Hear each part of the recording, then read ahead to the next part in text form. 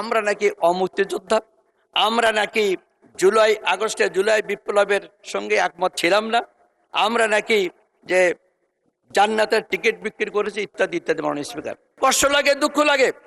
আমরা যখন বিগত 1991 সাল থেকে একসাথে ছিলাম, ভাই ভাই ছিলাম, আমরা তাদের সাথে ছিলাম, তখন আমরা ছিলাম বন্ধু।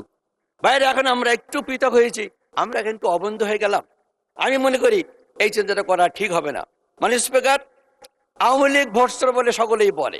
এই সংসদে 91-এ এমপি ছিলাম, 2001 এমপি ছিলাম।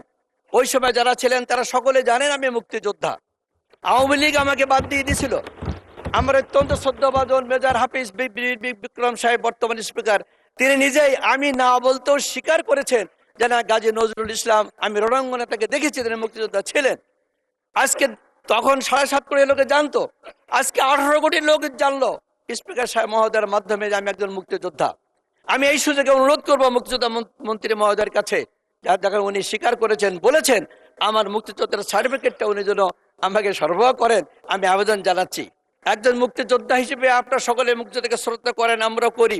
আমাকে সময় একটু 2 মিনিট বাড়িয়ে দেন, তাহলে আমি খুবই খুশি হব। মাননীয় স্পিকার, মাননীয় স্পিকার, বাংলাদেশের অভ্যুদয়ের পূর্বে 1947 সালে ভারত বিভাগের মাধ্যমে একবার আমরা স্বাধীন হই। এরপর 71 সালে রক্তক্ষয়ী যুদ্ধের মাধ্যমে মাননীয় স্পিকার লক্ষ লক্ষ মা বোনদের শাহাদাতের বিনিময়ে আরেকবার স্বাধীন হই। তৃতীয়বার এই 2024 সালের জুলাই, আমরা যেটাকে 35শে জুলাই বলে থাকি, 25-এর 5 আগস্ট পর্যন্ত আরেকবার স্বাধীন হলাম। 1947 সালের পরে পাকিস্তানি স্বৈর শাসকদের বৈষম্যমূলক স্বেচ্ছাচারিতায় দেশ শাসনে একদেশদর্শিতা বিভূতিসুলভ আচরণের ফলে 25 বছর পর আমরা ছিলাম অবহেলিত এবং নির্যাতিত এবং নিষ্পেষিত। মাননীয় স্পিকার, জীবনের বিনিময়ে অর্জিত স্বাধীনতা এবং স্বাধিকার পর 1971 সালে আবার স্বাধীন হলাম 55 বছর। এরপরে 24-এর পরে 35শে জুলাই পর্যন্ত আরো কয়েক বছর চলে গেল।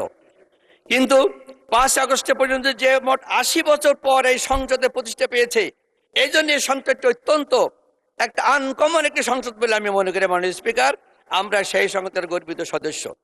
কিন্তু এই সংসদে আমরা লক্ষ্য করছি এখনো আমাদের ভাইরা, যারা আমরা এক ছাতার নিচে অতিথি ছিলাম, আজকে বসে এক ছাতার নিচে আছি, কিন্তু অনেকে আমাদেরকে যে পুরনো কথা ভুলতে পারছেন না। তারা বারবার কি বলছেন? বারবার বলছেন আমরা নাকি যে কি বলে আওয়ামী লীগের, আমরা নাকি বিএনপির। প্রতিমন্ত্রী একজন বলেছেন যে মাননীয় স্পিকার, যে